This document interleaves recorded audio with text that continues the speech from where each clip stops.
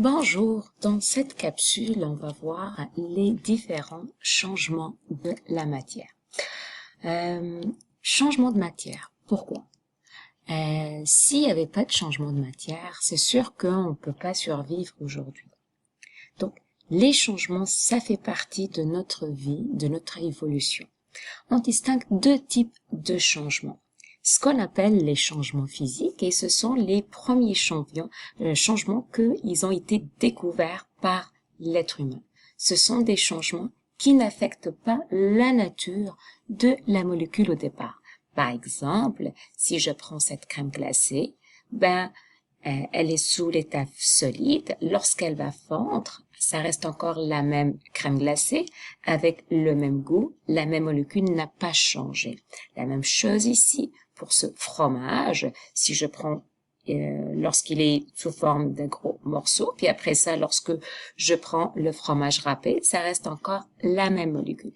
Donc, on peut définir en fait que un changement physique est une transformation de la substance, mais sans modifier la nature elle-même de cette substance. Donc, ça va rester la même molécule, et lorsqu'on parle de la même molécule, on va parler qu'elle va conserver aussi les mêmes propriétés.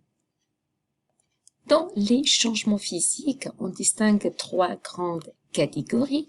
Le premier changement physique a été vraiment le plus utilisé par l'être humain. On va parler de changement de forme. Ça veut dire quoi, changement de forme? Ça veut dire que j'ai la même matière, mais qu'elle va changer. Par exemple, elle était circulaire, elle va devenir triangle, etc.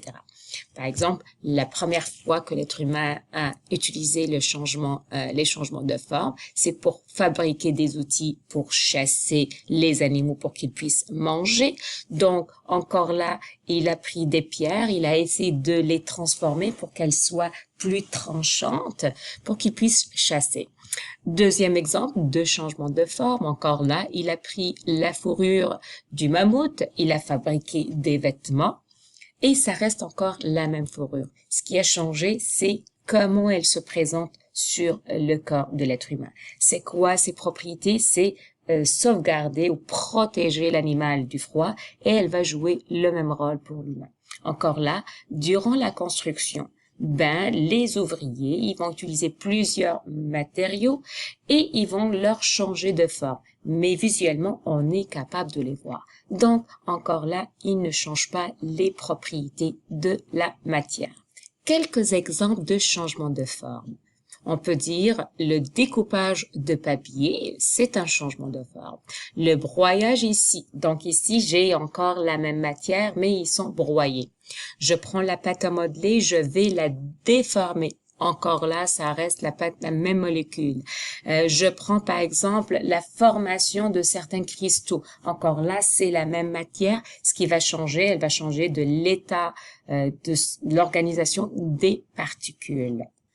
Deuxième exemple ou catégorie de changement physique, on va parler de changement en fait. Donc, changement d'état, on a déjà vu ça l'année dernière, on a appris ça. On va voir c'est quoi ces changements, on va faire un petit rappel sur les changements d'état.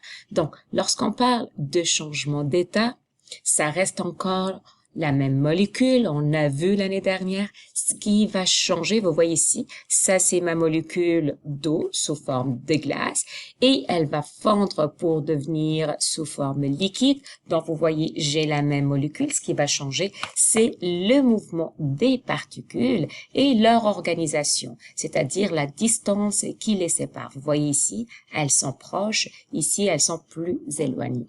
On commence un petit rappel rapidement. Premier changement d'état, on va parler du sublimation. Donc, c'est le passage de l'état solide vers... Donc, la sublimation, c'est le passage de l'état solide vers l'état gazeux sans passer par l'état liquide. L'exemple le plus connu, c'est la sublimation de la glace sèche. Mais encore là, il y a aussi ce qu'on appelle la sublimation du naphtalène.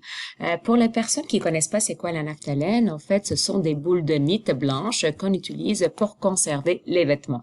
Donc, lorsqu'on va les placer, on va plus les voir par la suite, mais l'odeur, elle va nous permettre de savoir que cette substance a changé de l'état solide vers l'état gazeux. Donc, si je retourne de l'état gazeux vers l'état solide, ça va être une condensation solide. Par exemple, la formation du givre sur une auto. Donc, le matin, lorsque c'est froid, on va remarquer qu'il y a la formation de la glace sur les vitres de la voiture. Troisième changement d'état, on va parler de la condensation liquide. Donc, la condensation liquide, je vais passer de l'état gazeux vers l'état liquide. Par exemple, lorsqu'on prend une douche, on va remarquer qu'il y a de la buée, des gouttelettes d'eau qui se forment sur le miroir. Changement d'état, on va parler de la vaporisation. La vaporisation, c'est lorsque le liquide passe à l'état gazeux, généralement à une température bien spécifique. Par exemple, ici, j'ai de l'eau qui passe de l'état liquide à l'état gazeux. On parle d'ébullition, d'accord? Lorsque, encore là, le liquide passe à l'état gazeux, mais c'est ce qu'on appelle, c'est un processus rapide et généralement, c'est le moment où l'eau va bouillir. Donc, la température d'ébullition de l'eau, elle est de 100 degrés Celsius. On va utiliser aussi le terme évaporation.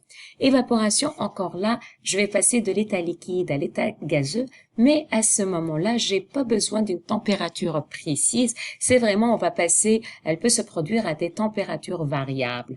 Par exemple, lorsque le linge va sécher, il peut sécher à 20 degrés, il peut sécher à 30 degrés, il peut sécher à 40 degrés. Donc, c'est un processus, c'est un changement d'état de l'état liquide à l'état gazeux, mais on va appeler ça, c'est un changement d'état très lent. Septième changement d'état, on va parler de la fusion. La fusion, lorsque le solide va fondre et va devenir liquide. Tantôt, j'ai parlé de la crème glacée. Encore là, c'est une organisation des molécules qui va être différente. Le chemin inverse, donc le liquide va se solidifier et il va devenir un solide. Et encore là, je vais prendre de l'eau qui va devenir la glace lorsque la température est très froide. Vous remarquez ici, donc, il y a des flèches qui sont coloriées en rouge, peut-être orange pour moi. Ce sont des changements d'état qui vont nécessiter que j'augmente la température. On va dire qu'ils vont absorber la chaleur à l'intérieur. Et les flèches ou les changements d'état qui vont être plus en bleu, donc, ce sont des changements d'état où j'ai besoin de baisser la température. Donc, à ce moment, qu'est-ce qui arrive? C'est que la température va sortir de l'intérieur de la matière pour aller à l'extérieur. Troisième changement d'état en physique, on va parler en fait des mélanges ou séparation des mélanges.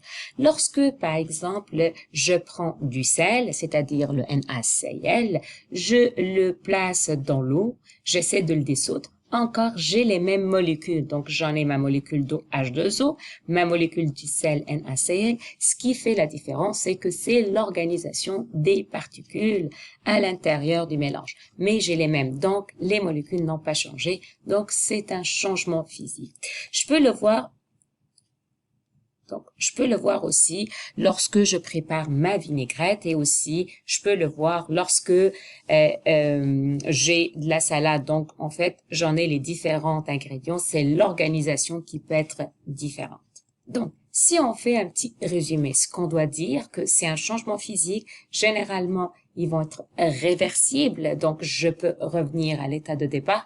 Toutefois, ça semble un peu compliqué, c'est pourquoi on va dire qu'ils sont irréversibles. Par exemple, lorsque je déchire un papier, j'aurais bien, même si je suis une personne très minutieuse, je vais prendre du ruban, j'essaie de coller, c'est difficile de retourner à l'état de départ. Donc, un changement physique ou une transformation physique, c'est un changement dans lequel la substance ou la matière ne change pas, donc on conserve les mêmes propriétés et généralement dans la majorité des cas, c'est réversible. On distingue trois types, un changement de forme, un changement d'état ou les mélanges et les séparations des